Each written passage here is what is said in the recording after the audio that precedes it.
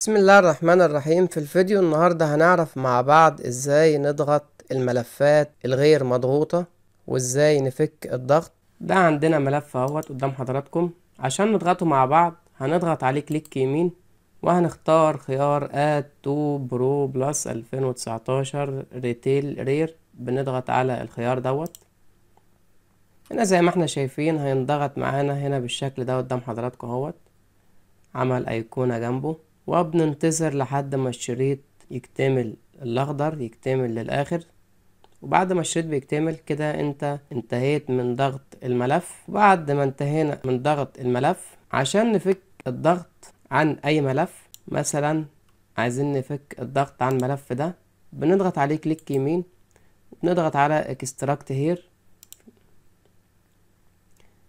هنا زي ما احنا شايفين الملف اتفك قدامنا اهوت. طريقة سهلة جدا. لو عجبك الشرح ما تنساش لايك والاشتراك في القناة. والسلام عليكم ورحمة الله وبركاته.